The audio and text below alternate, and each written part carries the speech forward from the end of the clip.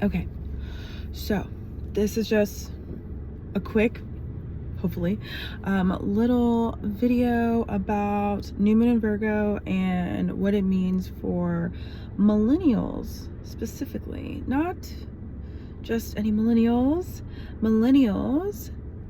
in my age bracket and a little older than me. So basically those millennials who just finished their Saturn return in Aquarius, and those of us who are having our Saturn return in Pisces currently.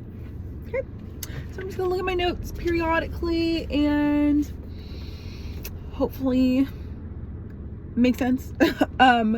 So if you were a millennial born between 1992 and 1995, then you have Uranus and Neptune, so those are the outer planets, in the sign of Capricorn at a degree that is in orb to this new moon in Virgo transit, and thus is benefiting, right, from this Earth grand trine that this new moon in Virgo has brought to us. Now, this is really important because of a variety of reasons, which I will now begin to discuss.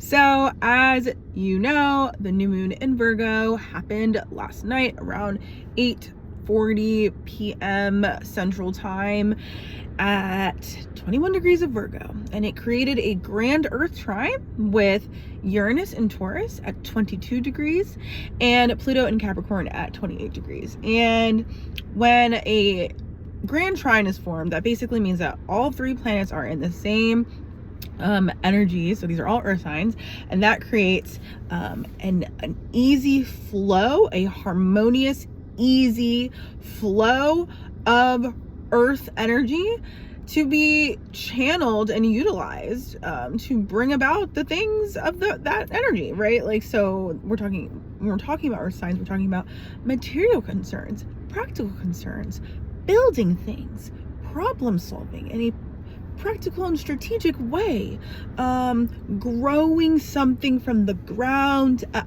Okay, so that's what the vibes are when there's a grand Earth trine. Now, if we think about the planets that are involved, or the planetary bodies involved in this grand Earth trine, we have the sun and the moon. Okay, so the sun, that, you know, each day the sun rises, that's how we know it's a new day. Okay, so then we got the moon, which is like, okay, when the moon comes out, that's when we know it's time to rest. So when the sun and the moon come together, it's a new day and a time to rest meeting up together, which is why new moons are such powerful energy for planting seeds for how you basically want, you know, the next chunk of your life to go, right?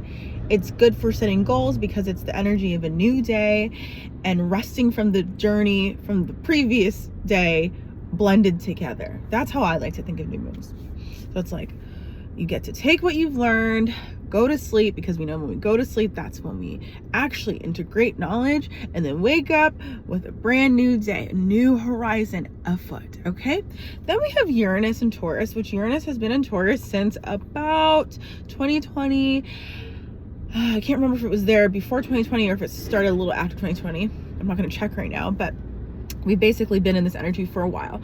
And when we have outer planets going through a sign, it takes longer than the planets that are closer to, the planets that are closer move through the signs faster. The planets that are further take longer to move through the signs. So Uranus is going to be moving through Taurus for a little bit longer, but we all have seen how this energy has involved a change in how we understand, a radical change, because that's what Uranus is about. It's about radical, unexpected changes that bring about new and innovative solutions. That is the simplest way that I understand Uranus. And when it's in the sign of Taurus, it is changing how we eat. It is changing how we think about our bodies. It is changing how we use our resources, because Taurus is about resources. It's about sustenance. It's about the thing that helps you exist. Your body, your house, your money, all these things that help you have a sensory experience as a human. Sorry if it looks like I'm not looking at you guys. I'm just like sitting in my car and I'm also looking at the traffic in front of me. So yes, so it's basically new and innovative ways to do all that. So a part of that, you know, we've had, you know, digital currency, we've had, you know, meat that is not meat making a come up. We've got all these new sustainable green approaches to all these things, but is it really sustainable? Obviously, climate change and the climate crisis are a part of Uranus and Taurus. And also just I personally, in my circle, there's been a rise in an awareness of somatic healing and just like looking to our bodies as sources of information about what is good for us and what is whack for us, okay? And then we've got Pluto and Capricorn, which is a part of the United States Pluto return, okay? So as we have discussed prior, I don't even remember when I talked about this a long time ago, the United States has been having a Pluto return for about the last year, or a little bit more than a year. I can't remember. I'm not going to go check right now, but we are still in that energy. Yes, Pluto had dipped into Aquarius briefly at the beginning of 2023, but now it is retrograded back into Capricorn at the later degrees. Right now it's at 28 degrees. And Pluto is all about transformation, change, crisis, bringing up all of the karmic lessons that we have to learn to progress and evolve into the Phoenix. Okay, it's the death and rebirth cycle. That is what Pluto is about, and it's in the sign of Capricorn, which has to do with structures, buildings, systems of authority, systems of power, systems which dictate how our society is structured, and systems which allow for certain social dynamics to be the dominant dynamic. So in a capitalist society, I would think about Capricorn as being capitalism, and things associated with upholding capitalism. And so because we have Pluto in Capricorn right now, we are seeing the karmic return of capitalism. If we were in a different, and I'm talking about the United States mostly, but globally also, the United States has impacted other nations because of its disgusting capitalism. So, you know, if we were talking about Capricorn in a different setting where a different economic system was in power, then we would think of Capricorn in that way. But because we are thinking of the current history where this is a capitalist society and it is a part of the United States Pluto return, this has to do with capitalism.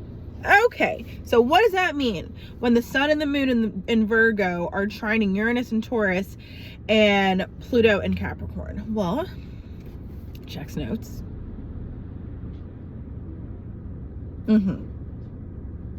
Okay, so here's an idea that I generated when I thought about this. I said to myself, this seems like it's asking us to think about a few different things. One is, how has capitalism impacted our pleasure principle? The other thing, what are the new ways of self-care and self-management that you want to try, but you feel blocked off of trying and participating in because of the delusional systems and bodies of power that we have been beholden to because of capitalism, okay? And the other thing is, what have we overvalued? What have we misguidingly overvalued? And as a consequence, allowed to be undervalued. All right, and then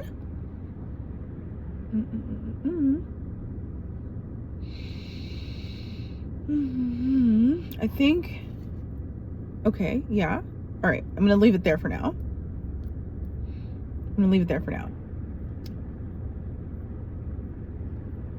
actually, the last one I want to share is how do we cope with the delusional, because capitalism is rooted in delusion. I want to make that very clear. That's how I view things. And there's no such thing as an unbiased delineation. You know, I'm a human being. I'm having a human experience. Therefore, my experiences and my identities, my intersecting identities, do inform the way I delineate the planet's energies. I do not practice colonial astrology or colonized astrology. I try to decolonize my astrology just like I decolonize every part of my life to the best of my ability. Therefore, I believe that, and the astrological energy would also suggest that you know, part of this new moon is about learning how to cope with these delusional energies and how to heal our wounds around labor exploitation and perfectionism. All right, bam, got those 4 ideas out. Now let me tell you where they're coming from, because I like to know where things are coming from.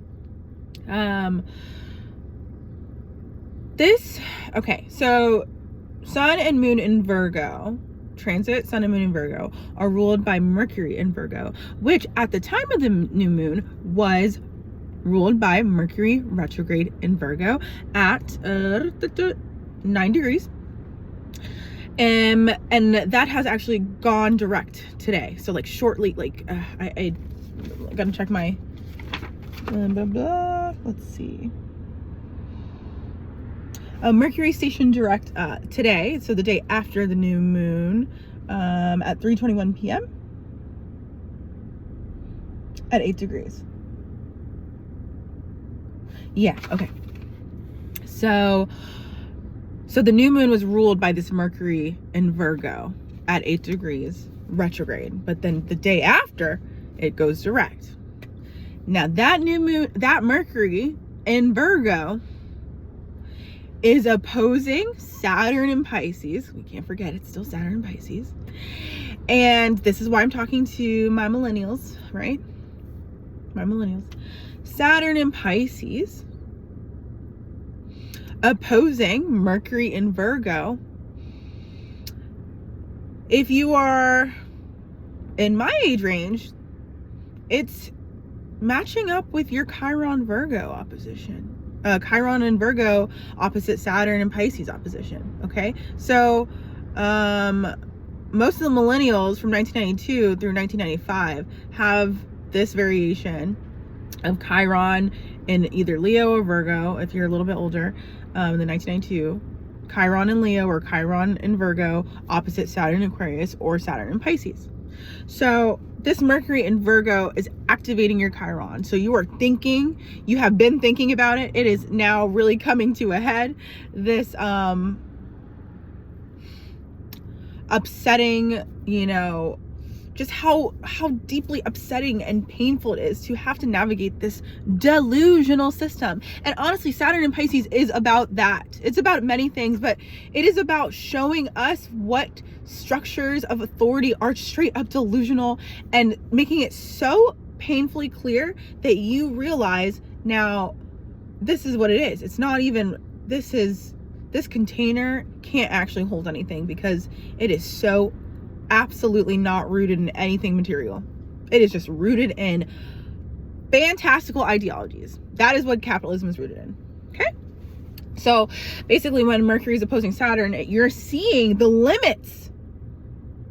You're seeing very clearly the limits of capitalism, and it is showing up in ways that are affecting your finances, Uranus and Taurus, your well-being, Uranus and Taurus, your sense of security, Uranus and Taurus, and how you feel in your body every day existing when you have to participate in this foolishness, okay? But this is where Pluto and Capricorn comes in and just gives us the good. Basically, Pluto and Capricorn is like, let me tell you what Pluto and Capricorn is saying. It's like, this energy, I'm here to connect the dots for you and make it so easy for you to unpack your psychological needs through body awareness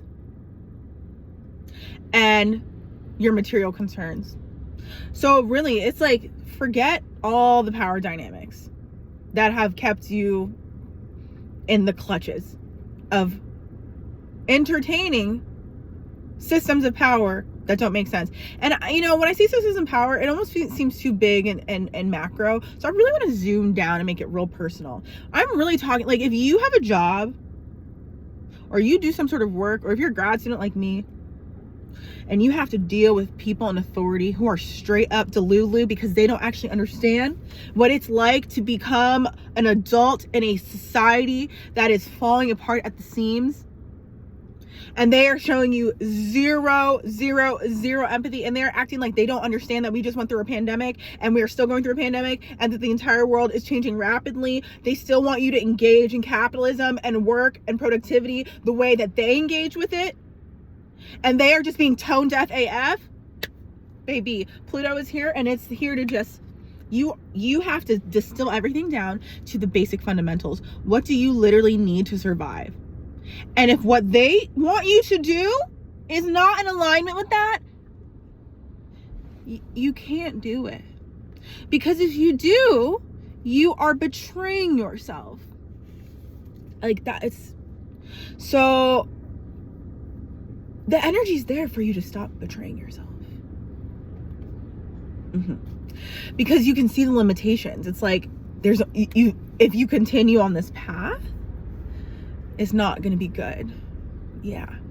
And I'm going to tell you why I'm saying that. Because Uranus and Taurus is ruled by Venus and Leo. Okay. So we've been having this Venus and Leo transit for 4 months, approaching 4 months. And it has just gone direct as of like last week. And it's squaring Jupiter and Taurus. So the planet ruling Uranus and Taurus is squaring Jupiter and Taurus. And I love Venus and Jupiter. I love Venus and Jupiter together. Venus square Jupiter is such exciting energy. It has that Venus and Sag feel to it. Like, it's a party. And Venus square Jupiter means both of the benefic planets. So these are the two planets that we really consider to mean to have positive associations, like pleasure and fun and good luck and fortune and abundance. Those two planets, when they square, that doesn't typically have a negative connotation. But one thing that I've noticed when I look at people's charts, if they have Venus touching Jupiter, Venus square Jupiter, that typically has something to do with going a little, having the tendency to go overboard. Having the tendency to do a little too much and to get a little, and I'm a very Jupiterian person, so I feel I have this energy in some way because I have Jupiter conjunct my Libra ascendant. So I get this energy and I can attest to it. That those of us who have Venus and Jupiter doing some dance in our chart, we could go a little overboard sometimes. We can go to excess a little bit. Okay, so there is a subset of you folks with born 1992, 1993. I can't remember the cutoff dates, so check your chart, who have Jupiter and Libra, who can attest to this. Yeah, sometimes it's hard to catch yourself and know when to stop. And Venus square Jupiter, which is actually happening on Sunday, that aspect's going exact on Sunday, it's basically saying, you can have fun. The energy's there to have fun. The energy's there to have fun and blow off steam after you have participated in the suffering that comes with being a exploited worker in a capitalist system. You can do that. You can have fun, engage. Literally, I had a friend earlier text me, perfect example. I had a friend text me earlier, literally was like, do you want to meet up and get some drinks because I need a drink? That's that perfect example of how this energy is flowing right now. It's the earth trying, realizing the limitations of continuously obliging these delusional people in authority and betraying yourself, sacrificing your sensory needs and comfort to the point where you're like, I just need to have a drink. I need to engage with hedonistic levels, it can get to that point. It doesn't have to be.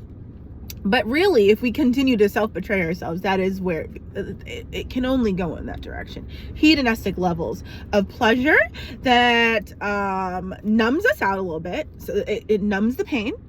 And then you forget for a little bit that you're stuck in this cycle, and then you go right back to it. Because you think you don't have a choice. And so what this new moon is inviting you to do is set an intention to betray yourself less, realize and discern, because that's what Virgo loves to do. Virgo loves to discern. As a Venus in Virgo, as my chart ruler, I'm gonna tell you right now, that's my favorite freaking thing to do, is to sit down and really analyze which one of these things is the best fit. So you have to do that with your Virgo things, when the new day starts. What Virgo things, your routine, your health, your schedule, your work that you produce, which one is, rank them in order of importance. Which one do you need to start your day in order to ensure that you are having a positive sensory experience, to ensure that you are not betraying yourself, to ensure that you are not sacrificing your needs, to ensure that you can, here's the moon, get a restful night's sleep and restore your body so you can get up the next day and do it again. This new moon, I love it so much, partly because it's conjunct my Venus, partly because I just love Virgo energy, but mostly because it's so simple, because it just wants us to do what's good for us. It just wants us to stop betraying ourselves and stop letting these systems of power that have already made it clear that they're willing to sacrifice us, stop letting them dictate how we live. It's not cute. It's not noble, and you're not going to get a reward for it at the end. And even if you do get a reward for it at the end, you're not going to be able to enjoy it because you're going to have numbed yourself out too much. So that Venus and Leo square Jupiter is encouraging us to think about, where is it? I wrote it. How do we treat ourselves in a more sustainable way and become more joyful in our day-to-day lives? So if every decision you make, let's just say Monday through Friday, you basically do something for other people every single day and don't do anything for yourself until it's Friday or Saturday. And the thing that you do for yourself is basically going to excess in something. Is that a good way to live? I don't actually think it is. That's just my opinion, because it's not a balanced way to live. And as Libra rising, I think everything should be balanced as much as possible, moderation. So it's not a good way to live, and it's not a good way to it's not the way you want to start your adulthood, because the way it starts is how it's going to finish, and you're going to catch yourself stuck. So this is another thing to consider. It's if you aren't trapped in a job, but you are looking for a job and you can't find a job because every job sucks, Saturn Pisces. And I have so many friends who are trying to find a job that's a good fit for them right now, and they can't because jobs literally just keep getting worse. They literally suck so bad. And literally, I'm gonna link a video to the financial diet that they just made about this concept, and I was right on time for the Virgo New Moon. So if you're looking for work and you can't find work that is in alignment with your values, and you don't want to be trapped in this disgusting cycle of capitalism, and it's so hard to find a job that actually values its employees and isn't going to exploit you, here's what I want to say to you. Look for work opportunities and career opportunities that are going to allow you, or whose mission is associated with supporting as many people as possible. Now, I'm not saying go work for a nonprofit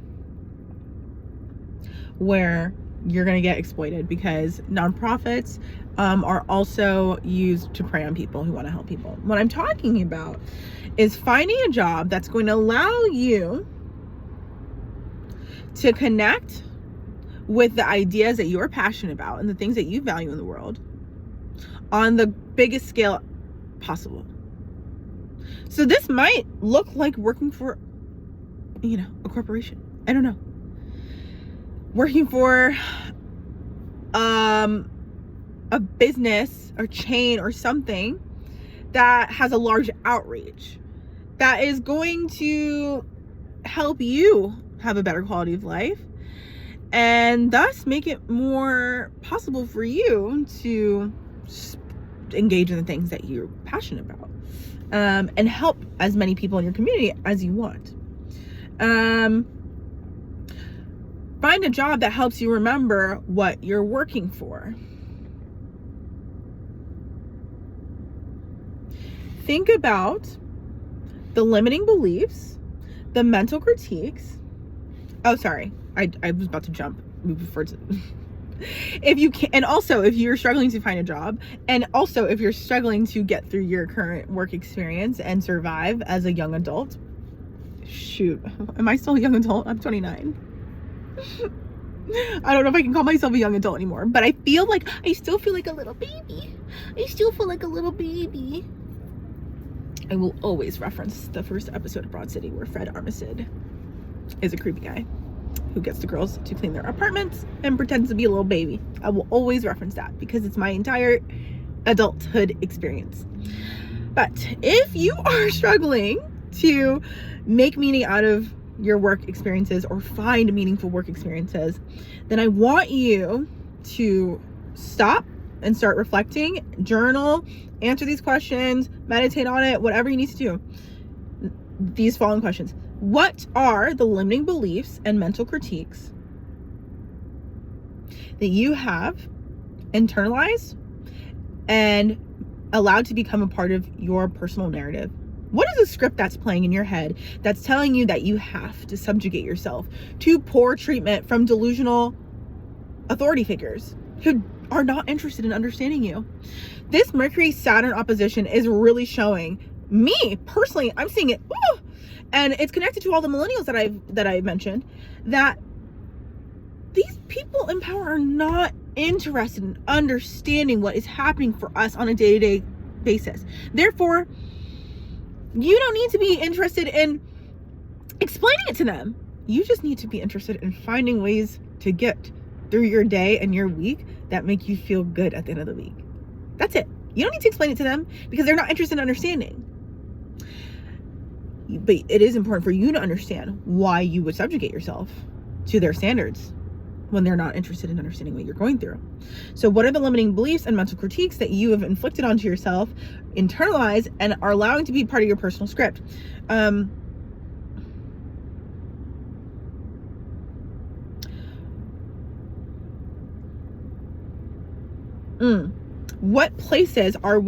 What places and organizations are we a part of that are allowing what places and organizations are we in where we feel our voices are being suppressed? And how can we take a step back from those places and organizations so that we can express ourselves freely? Yeah, we can't always just expect to go in and say everything that we want to say whenever we want to say it. But if your voice is actively being suppressed, meaning you're saying how you feel and everyone's like, F how you feel, this is what we're doing, can you take a step back from those places? Like, do you really need to be that entrenched in them? Can you take a step back?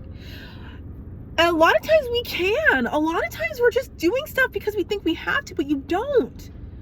And I really need everyone to stop and pay attention how they feel when they're in a space. And if a place makes you feel bad, or a space makes you feel bad, and you can't say how you really feel, and you feel like you have to wear a mask, then why do you want to keep being there?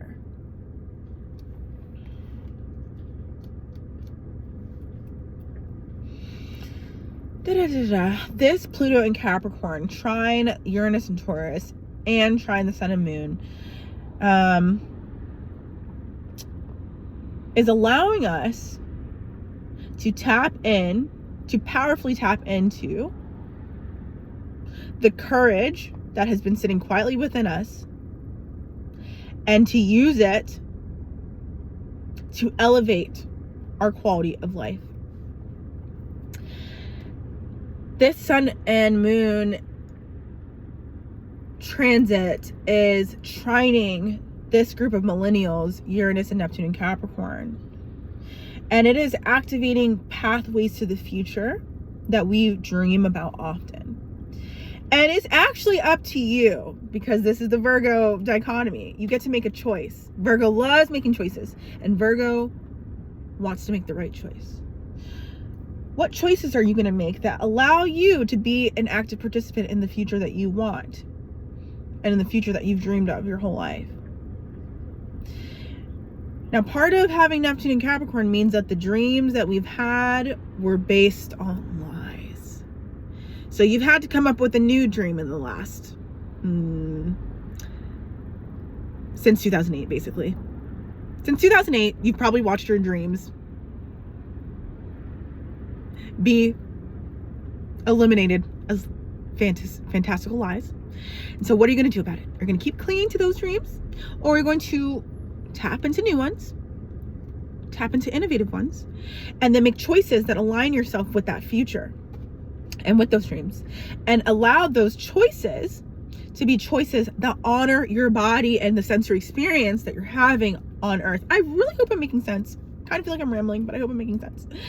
And this Pluto in Capricorn, lest we forget, is ruled by Saturn in Pisces. And that is why it is even more critical right now that we nip these controlling entities in the butt now. Basically, we say no. You literally have to stand up and say no. Like, I'm not even joking. Like, this is what this energy is here for. It is fortifying. It is literally giving you, like, all of the roadblocks, to quote some of my younger clients, that you need to, like, get over the wall of being controlled by delusional systems of power, and to take control into your life by making choices every day that honor your sensory experience as a human on Earth.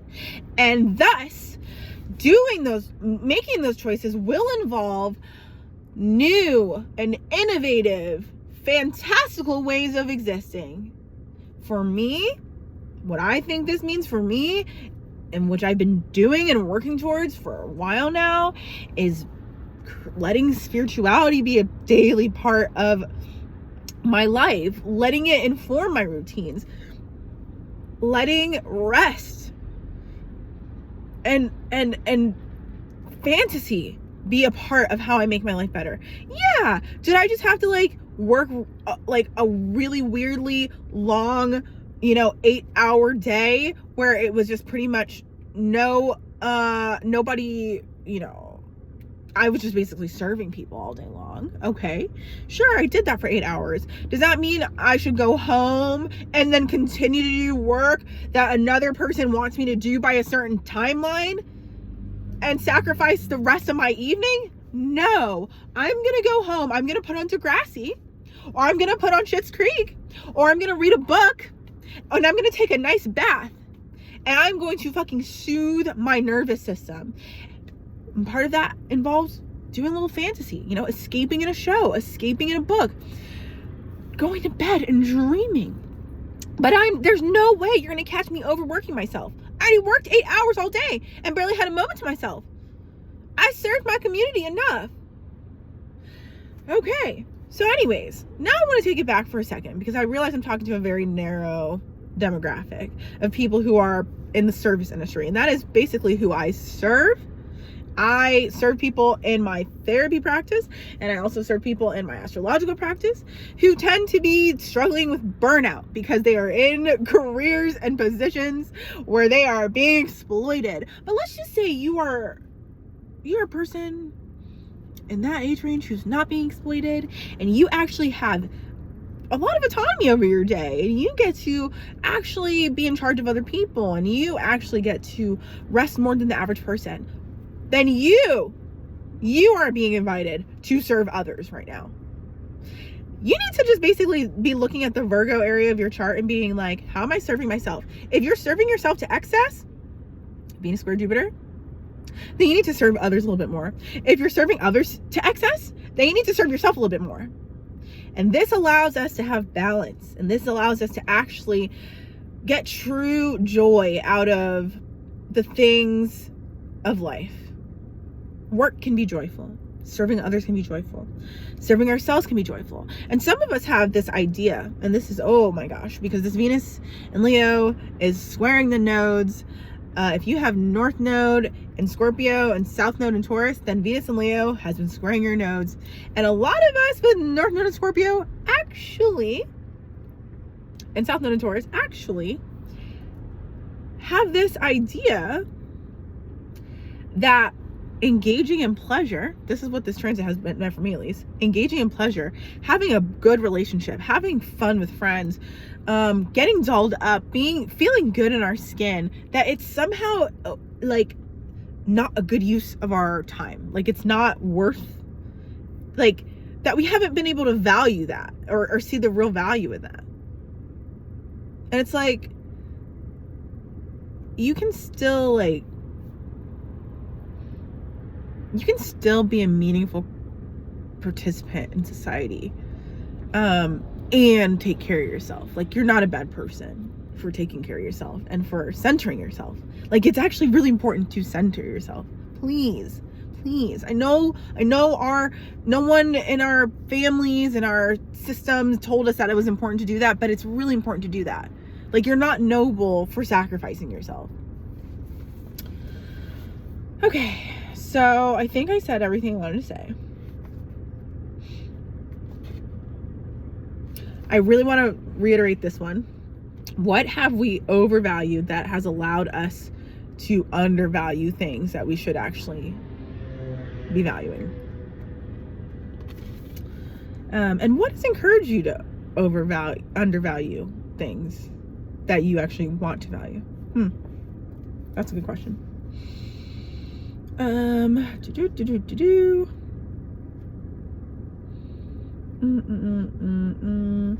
Yeah, this energy, again, like this subset of millennials, 1992 through 1995, like we are the new world builders. Like we are, like that's literally what those placements are for. That's what they're meant to do. And you know, there are people before 1992 who have Uranus and Neptune and Capricorn, but specifically for this new moon energy, we are being activated. Our little cohort is being activated and being made painfully aware of how we are neglecting ourselves and not participating in our mission to build a new world, and how we're just making it through and we're kind of suffering, and then we're numbing out to excess to like keep ourselves in the cycle that we don't even want to be in. Yeah, it has to stop. It literally has to stop.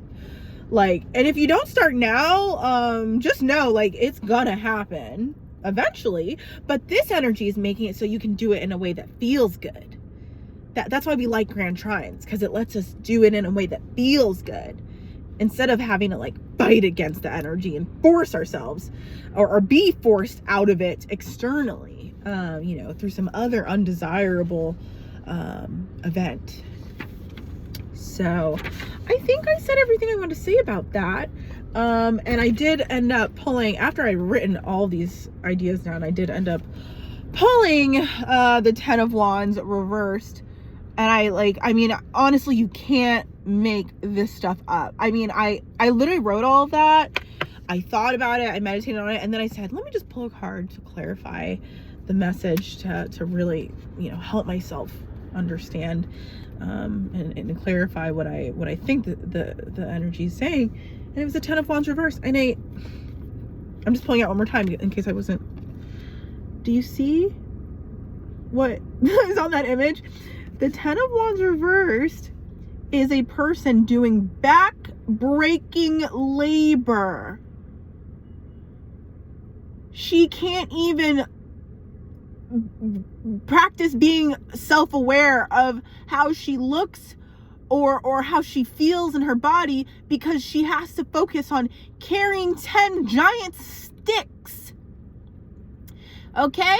And once she gets to her destination, her back's probably gonna be freaking hurting, and her neck's probably gonna be freaking hurting. She's probably gonna have a headache. She might be a little sunburned, because all she's focused on is getting them dang sticks where they're supposed to go. So we pulled it reversed. So that means we should not do that. We should focus on being self-aware and comfortable in our bodies and making sure that we can do the good work without breaking ourselves down and without neglecting our well-being. Virgo is not interested in neglecting well-being. Virgo is really interested in having the best well-being possible, and that can go into neurotic areas, but right now that's not what this is about. I also forgot to say that Neptune in Pisces is opposing this new moon, but it's also ruled by Jupiter in Taurus. So essentially the Jupiter in Taurus piece squared by Venus in Leo piece is really the main thing to take away here. Is it is not sustainable to think that you can just keep sacrificing yourself and justify it because you have these like random periods of excessive pleasure. Like, that's the trade-off.